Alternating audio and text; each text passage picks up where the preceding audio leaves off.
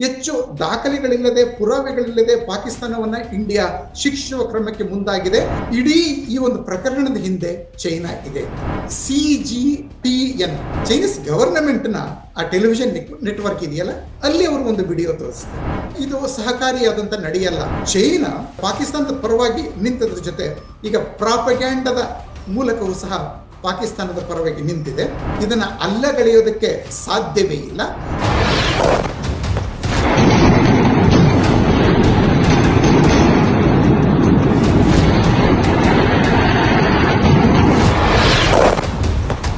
ಕಳೆದ ಭಾನುವಾರ ನಮ್ಮ ವಿದೇಶಾಂಗ ಮಂತ್ರಾಲಯದ ಜಾಯಿಂಟ್ ಸೆಕ್ರೆಟರಿ ಆನಂದ್ ಪ್ರಕಾಶ್ ಅಫ್ಘಾನಿಸ್ತಾನದಲ್ಲಿ ಇದ್ರು.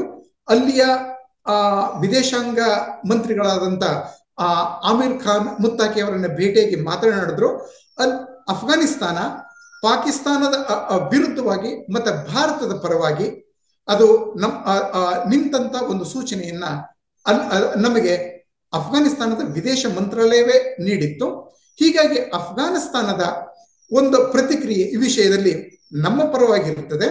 ಮತ್ತೆ ಪಾಕಿಸ್ತಾನವನ್ನು ಅಫ್ಘಾನಿಸ್ತಾನ ಸಹ ತನ್ನ ವಿರುದ್ಧವಾಗಿ ಭಯೋತ್ಪಾದಕ ಕೃತ್ಯಗಳನ್ನು ಎಸಗುವ ದೇಶ ಅಂತ ಕನ್ಸಿಡರ್ ಮಾಡಿರೋದ್ರಿಂದ, ಮತ್ತೆ ಅಫ್ಘಾನಿಸ್ತಾನದ ಮೀಡಿಯಾ ಅದರ ಕಂಟ್ರೋಲ್ನಲ್ಲಿ ಇರೋದ್ರಿಂದ ಅಫ್ಘಾನಿಸ್ತಾನದ ಅಫಿಷಿಯಲ್ ಅಂಡ್ ಮೀಡಿಯಾ ರಿಯಾಕ್ಷನ್ ಪೂರ್ಣವಾಗಿ ಭಾರತದ ಪರವಾಗಿ ಮತ್ತೆ ಪಾಕಿಸ್ತಾನದ ವಿರುದ್ಧವಾಗಿ ಇರ್ತದೆ ಅಂತ ನಾವು ಊಹೆ ಮಾಡಬಹುದು. ಬಾಂಗ್ಲಾದೇಶದ್ದು ಎಕ್ಸಾಕ್ಟ್ಲಿ ಆಪೋಸಿಟ್ ಇರ್ತದೆ. ಈಗಾಗಲೇ ಅವರದ ಒಂದು ಬಂದಿದ್ರೆ ರಿಯಾಕ್ಷನ್ ಬಂದಿದ್ರೆ, ನಾನು ಬೇರೆ ಕೆಲಸಗಳು ಇಲ್ಲದ್ರಿಂದ ಪೂರ್ಣವಾಗಿ ಅದ್ರ ಕಡೆ ಗಮನ ಕೊಡೋದಕ್ಕಾಗಿಲ್ಲ. ಬಂದಿದ್ರೆ ಅದು ಪೂರ್ಣವಾಗಿ ಪಾಕಿಸ್ತಾನದ ಒಂದು ಸಪೋರ್ಟ್ ನಲ್ಲಿ ಇರ್ತದೆ. ಅದು ಇಂಡಿಯಾವನ್ನ ಒಂದು ಅಗ್ರೆಸರ್ ಅಂತ ಪೇಂಟ್ ಮಾಡೋದ್ರಲ್ಲಿ ಹೆಚ್ಚು ದಾಖಲೆಗಳಿಲ್ಲದೆ ಪುರಾವೆಗಳಿಲ್ಲದೆ ಪಾಕಿಸ್ತಾನವನ್ನ ಇಂಡಿಯಾ ಶಿಕ್ಷಿಸುವ ಕ್ರಮಕ್ಕೆ ಮುಂದಾಗಿದೆ. ಇದು ಬಾಂಗ್ಲಾದೇಶಕ್ಕೂ ಒಂದು ಎಚ್ಚರಿಕೆ ಅನ್ನೋ ಮಾತುಗಳನ್ನು ನಾವು ಬಾಂಗ್ಲಾದೇಶದಿಂದ ಕೇಳಬಹುದು. ಯಾಕಂದ್ರೆ ಪಾಕಿಸ್ತಾನದ ಮೇಲೆ ಭಾರತ ದಾಳಿ ಮಾಡಿದ್ರೆ ಆ ಅವಕಾಶನ ಉಪಯೋಗಿಸ್ಕೊಂಡು ತಾವು ಚೈನಾ ಜೊತೆ ಸೇರ್ಕೊಂಡು ನಾರ್ತ್ ಈಸ್ಟರ್ನ್ ಸ್ಟೇಟ್ಸ್ ಗಳನ್ನ ಆಕ್ಯುಪೈ ಮಾಡ್ಕೋಬೇಕು ಅಂತ ಅಲ್ಲಿ ಒಬ್ರು ಮಾಜಿ ಲೆಫ್ಟಿನೆಂಟ್ ಜನರಲ್ ಫಜಲುರ್ ರೆಹಮಾನ್ ಈಗಾಗಲೇ ಹೇಳಿದ್ದಾರೆ. ಅವರು ಆಕ್ಚುಲಿ ಮಾಜಿ ಇರ್ಬೋದು ಆರ್ಮಿನಲ್ಲಿ, ಆದ್ರೆ ಬಾಂಗ್ಲಾದೇಶದ ಈಗಿನ ಒಂದು ಸರ್ಕಾರದಲ್ಲಿ ಅವರು ದೊಡ್ಡ ವ್ಯಕ್ತಿಯಾಗಿದ್ದಾರೆ. ಹೀಗಾಗಿ ಬಾಂಗ್ಲಾದೇಶದ್ದು ನಮ್ಮ ವಿರುದ್ಧವಾಗಿರುತ್ತದೆ, ಪಾಕಿಸ್ತಾನದ ಪರವಾಗಿರುತ್ತದೆ. ಅಫ್ಘಾನಿಸ್ತಾನದ್ದು ನಮ್ಮ ಪರವಾಗಿರುತ್ತದೆ, ಪಾಕಿಸ್ತಾನಕ್ಕೆ ವಿರುದ್ಧವಾಗಿರುತ್ತದೆ ಅನ್ನೋದನ್ನ ನಾವು ಊಹೆ ಮಾಡ್ಕೋಬಹುದು. ಇರಾನ್ದು ಇಲ್ಲಿ ಆಸಕ್ತಿಕರ ಬೆಳವಣಿಗೆ. ಇರಾನ್ ಇನ್ಫ್ಯಾಕ್ಟ್ ಮೀಡಿಯೇಷನ್ ಮಾಡೋದಕ್ಕೆ ಮುಂದೆ ಬಂದಿತ್ತು. ಇರಾನಿಯನ್ ವಿದೇಶ ಮಂತ್ರಿ ಪಾಕಿಸ್ತಾನಕ್ಕೆ ಹೋಗಿದ್ರು, ಭಾರತಕ್ಕೆ ಇನ್ನೇನು ಬರಲಿದ್ರು. ಇಂಥ ಸಮಯದಲ್ಲಿ ಈ ರೀತಿ ಶುರುವಾಗಿರೋದು ಕ್ರೈಸಿಸ್. ಅವ್ರ ಪ್ರಕಾರ ಕ್ರೈಸಿಸ್ ಅಗ್ರವೇಟ್ ಆಗಿರೋದು ಏನಾಗಿದೆ, ಅದು ಇರಾನ್ನ ಒಂದು ಡಿಪ್ಲೊಮ್ಯಾಟಿಕ್ ಮೂವ್ಸ್ಗೆ ಶಾಂತಿ ಸ್ಥಾಪನೆಗೆ ಅದು ಇದು ಸಹಕಾರಿಯಾದಂತ ನಡೆಯಲ್ಲ ಅನ್ನೋದು ಇರಾನ್ನ ಸರ್ಕಾರಿ ಅಭಿಪ್ರಾಯ. ಇನ್ಫ್ಯಾಕ್ಟ್ ಖತರ್ನ ನಾವು ಮೊದಲು ತಗೊಳ್ಳೋಣ. ಖತರ್ನ ಅಫಿಷಿಯಲ್ ಸ್ಟೇಟ್ಮೆಂಟ್ ಅಂದ್ರೆ ಭಾರತ ತನ್ನ ಹಿತದೃಷ್ಟಿನ ರಕ್ಷೆಯ ದೃಷ್ಟಿಯಿಂದ ಏನು ಕ್ರಮ ತಗೋಬೇಕೋ ಅದರ ಬಗ್ಗೆ ನಮ್ಮ ಸಹಾನುಭೂತಿ ಮತ್ತೆ ಬೆಂಬಲ ಇದೆ ಅನ್ನೋದನ್ನ ಖತರ್ ಅಫಿಷಿಯಲ್ ಆಗಿ ವ್ಯಕ್ತಪಡಿಸಿದೆ. ಆದ್ರೆ ಅಲ್ ಜಜೀರಾದಲ್ಲಿ ಪಾಕಿಸ್ತಾನದ ವರ್ಷನ್ಸ್ಗೆ ಅಂದ್ರೆ ಪಾಕಿಸ್ತಾನ ಸಹ ರಿಟಾಲಿಯೇಟರಿ ಸ್ಟ್ರೈಕ್ ಮಾಡಿದೆ ಅನ್ನೋದಕ್ಕೆ ಅಲ್ ಜಜೀರಾ ಪ್ರಾಮುಖ್ಯತೆ ಕೊಡ್ತಾ ಇದೆ. ಅಂದ್ರೆ ಅದು ಒಂದು ರೀತಿಯ ಇನ್ಫ್ಯಾಕ್ಟ್ ಆಕ್ಚುಲಿ ಅದು ಒಂದು ಮಧ್ಯ ಮಾರ್ಗವನ್ನ ಅನುಸರಿಸೋ ಸಂದರ್ಭದಲ್ಲೇ ಅದು ಸ್ವಲ್ಪ ಪಾಕಿಸ್ತಾನದ ಒಂದು ಸಂಕತನವನ್ನ ಸ್ವಲ್ಪ ಪ್ರಮಾಣದಲ್ಲಿ ಆದ್ರೂ ಪ್ರಚಾರ ಮಾಡುವಂತ ಒಂದು ನಿಟ್ಟಿನಲ್ಲಿ ಅಲ್ ಜಜೀರಾ ಮುಂದುವರೆದಿದೆ. ಆದ್ರೆ ನಮ್ಮ ಪರವಾಗಿ ದೊಡ್ಡ ದನಿ ಬಂದಿರೋದು ಇಸ್ರೇಲ್ನಿಂದ. ಟುಡೇ ಇನ್ಫ್ಯಾಕ್ಟ್ ಅದು ನಿನ್ನೆ ರಿಪೋರ್ಟ್ ಇದೆ ಇದ್ರ ಬಗ್ಗೆ. ಅಂದ್ರೆ ರಷ್ಯಾದ್ದು ಇವತ್ತಿನ ರಿಪೋರ್ಟ್ ಇನ್ನೂ ಬಂದಿಲ್ಲ. ಅದು ಅಂದ್ರೆ RT ಅದರ ರಿಪೋರ್ಟ್ ಪ್ರಕಾರ ಪ್ರೆಸಿಡೆಂಟ್ ವ್ಲಾದಿಮಿರ್ ಪುತಿನ್ ಭಾರತದ ಬಗ್ಗೆ ಸಂಪೂರ್ಣ ಸಹಾನುಭೂತಿ ಹೊಂದಿದ್ದಾರೆ ಮತ್ತೆ ಬೆಂಬಲ ತೋರಿಸ್ತಾ ಇದ್ದಾರೆ. ಇನ್ಫ್ಯಾಕ್ಟ್ ಅದು ಪಾಕಿಸ್ತಾನವನ್ನ ಅದರ ಒಂದು ಟೆರರಿಸ್ಟ್ ಆಂಗಲ್ ಅನ್ನ ಅಥವಾ ರಷ್ಯಾದ ವಿರುದ್ಧವಾಗಿ ಹೋರಾಡ್ತಾ ಇರೋ ಯುಕ್ರೇನ್ಗೆ ಪಾಕಿಸ್ತಾನ ಸಹಕಾರ ನೀಡಿದ ಹಿನ್ನೆಲೆಯಲ್ಲಿ ರಷ್ಯಾದ ಸಪೋರ್ಟ್, ಅಫಿಷಿಯಲ್ ರಷ್ಯಾದ ಸಪೋರ್ಟ್ ಸಂಪೂರ್ಣವಾಗಿ ಭಾರತದ ಪರವಾಗಿದೆ. ಮತ್ತೆ ಅಲ್ಲಿ ಮೀಡಿಯಾ ಸಹ ರಷ್ಯಾದ ವಾಯ್ಸ್ ಅನ್ನ, ಅಫಿಷಿಯಲ್ ವಾಯ್ಸ್ ಅನ್ನ ರಿಫ್ಲೆಕ್ಟ್ ಮಾಡೋದ್ರಿಂದ RT ರಷ್ಯಾ ಟುಡೇ ಅದರ ನಿಲುವು ಸಹ, ಅದರ ವರದಿ ಸಹ ಭಾರತದ ಪರವಾಗಿದೆ. ಆಕ್ಚುಲಿ ಸೌದಿ ಗವರ್ನಮೆಂಟ್ ರಿಪೋರ್ಟ್ ಇನ್ನು ಬಂದಿಲ್ಲ. ಮತ್ತೆ UAE ಮತ್ತೆ ಸೌದಿ ಅರೇಬಿಯಾದ ನಮಗೆ ಮುಖ್ಯ ಆಗ್ತದೆ, ಅದನ್ನ ನಾವು ಕಾದು ನೋಡುವ. ಈಗಿನ ಸನ್ನಿವೇಶದಲ್ಲಿ ಅರಬ್ ಕಂಟ್ರೀಸ್ ಏನಾಗಿದೆ, ಅವರು ಭಾರತದ ಪರವಾಗಿದ್ದಾರೆ. ಆದ್ರೆ ಅಫಿಷಿಯಲಿ ಹೇಳುವಾಗ ಸ್ವಲ್ಪ ನ್ಯೂಟ್ರಾಲಿಟಿಯನ್ನ ಅವರು ತೋರಿಸ್ಕೋತಾರೆ.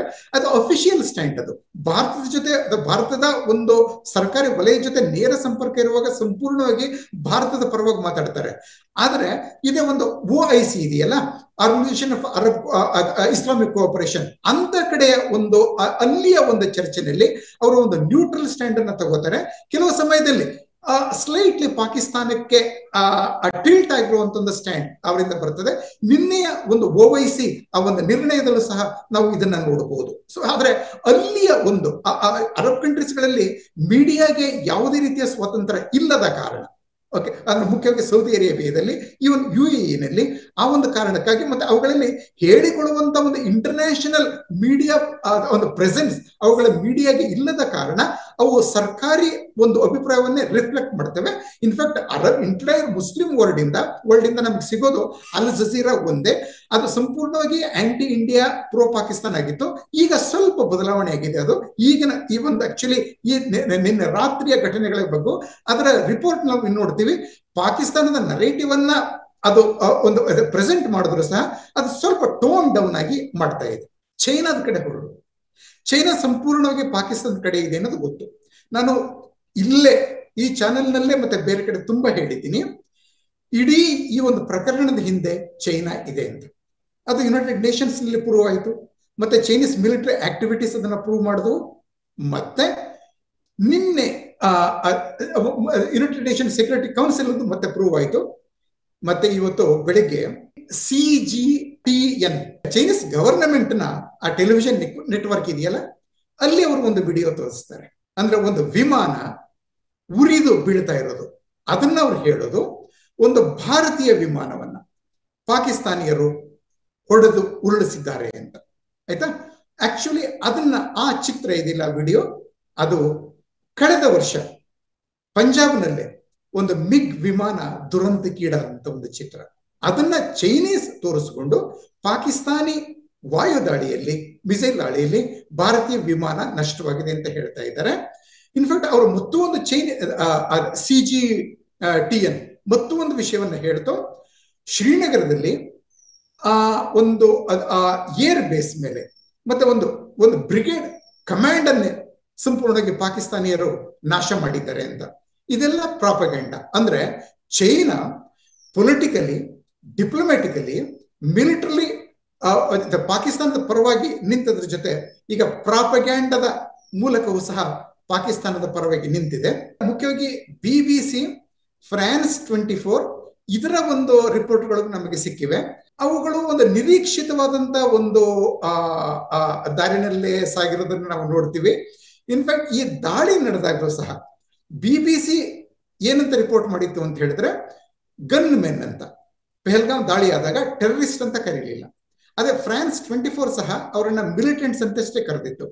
ಆದ್ರೆ ಹೀಗಾಗಿ ಏನಾಗಿದೆ, ಆ ಒಂದು ಲಂಡನ್ ಮತ್ತೆ ಪ್ಯಾರಿಸ್ಗಳ ಅಫಿಷಿಯಲ್ ಸ್ಟ್ಯಾಂಡ್ಗೂ ಅಲ್ಲಿನದೇ ಒಂದು ಮೀಡಿಯಾ ಸ್ಟ್ಯಾಂಡ್ಗೂ ಬಹಳಷ್ಟು ವ್ಯತ್ಯಾಸವನ್ನ ನಾವು ನೋಡಿದ್ವಿ. ಆವಾಗನು ಅಫಿಷಿಯಲ್ ಸ್ಟ್ಯಾಂಡ್ ಬ್ರಿಟನ್ ಮತ್ತೆ ಫ್ರಾನ್ಸ್ದು ಸಂಪೂರ್ಣವಾಗಿ ಭಾರತಕ್ಕೆ ಸಹಾನುಭೂತಿ ಪರವಾಗಿತ್ತು. ಮತ್ತೆ ಈ ಒಂದು ಟೆರರಿಸ್ಟ್ ಆಕ್ಟ್ ಟೋಟಲ್ ಕಂಡೆಮ್ನೇಷನ್ ಆಗಿತ್ತು. ಆದ್ರೆ ಅಲ್ಲಿಯ ಮಾಧ್ಯಮಗಳು ಅದನ್ನ ಟೆರರಿಸ್ಟ್ ಒಂದು ಟೆರರಿಸ್ಟ್ ಆಕ್ಟ್ ಅಂತ ನೇರವಾಗಿ ಹೇಳಲಿಲ್ಲ. ಓಕೆ, ಅದನ್ನೇ ಅವು ಈಗಲೂ ಮುಂದುವರಿಸ್ತೇವೆ. ಇನ್ಫ್ಯಾಕ್ಟ್ ಅವು ಭಾರತದ ಕ್ಲೇಮ್ ಮತ್ತೆ ಪಾಕಿಸ್ತಾನದ ಪ್ರಚಾರ ಎರಡಕ್ಕೂ ಅವು ಸ್ಥಾನ ಕೊಡ್ತಾ ಇವೆ. ಅಂದ್ರೆ ಅದು ಇನ್ಫ್ಯಾಕ್ಟ್ ಏನಾಗಿದೆ ಅಂತ ಹೇಳಿದ್ರೆ, ಅವು BBCಗಾಗ್ಲಿ ನ್ಯೂಸ್ 24ಗಾಗ್ಲಿ ಈಗ ಭಾರತ ಈ ಒಂದು ದಾಳಿಯನ್ನ ನಡೆಸಿದೆ ಅಂತ ಅಫಿಷಿಯಲ್ ನೇರವಾಗಿ ಹೇಳದೆ ಬೇರೆ ದಾರಿಯೇ ಇಲ್ಲ. ಯಾಕಂದ್ರೆ ಭಾರತ ಅಫಿಷಿಯಲ್ ಹೇಳಿದೆ, ಮತ್ತೆ ಇಂಡಿಯನ್ ಆರ್ಮಿ ಸಹ ಬೆಳಿಗ್ಗೆ 10 ಗಂಟೆನಲ್ಲಿ ಅದನ್ನ ಮತ್ತೆ ದೊಡ್ಡದಾಗಿ ವಿವರಣಾತ್ಮಕವಾಗಿ ಜಗತ್ತಿಗೆ ಸಾರಿದೆ. ಸೊ ಮತ್ತೆ ಪಾಕಿಸ್ತಾನ ಸಹ ಇದನ್ನ ಅಡ್ಮಿಟ್ ಮಾಡಿಕೊಂಡಿದೆ. ಅಲ್ಲಿ information and broadcasting minister Attaullah Tarar, defence minister Khawaja Asif ಅವರೆಲ್ಲರೂ ಓಪನ್ ಆಗಿ ಹೇಳಿದ್ದಾರೆ, ಪ್ರೈಮ್ ಮಿನಿಸ್ಟರ್ ಶೆಹಬಾಜ್ ಶರೀಫ್ ನಾವು ಇದೊಂದು ಆಕ್ಟ್ ಆಫ್ ವಾರ್, ನಾವು ಇದಕ್ಕೆ ರಿಟೇಲಿಯೇಟ್ ಮಾಡ್ತೀವಿ ಅಂತ ಹೇಳಿದ್ದಾರೆ. ಹೀಗಾಗಿ ಪಾಕಿಸ್ತಾನದಿಂದಲೇ ಇದನ್ನ ಈ ಒಂದು ಭಾರತದ ದಾಳಿಯ ಬಗ್ಗೆ ಅಫಿಷಿಯಲ್ ಕನ್ಫರ್ಮೇಶನ್ ಬಂದಿರೋದ್ರಿಂದ BBC ಆಗಲಿ, France 24 ಆಗಲಿ ಇದನ್ನ ಅಲ್ಲಗಳೆಯೋದಕ್ಕೆ ಸಾಧ್ಯವೇ ಇಲ್ಲ.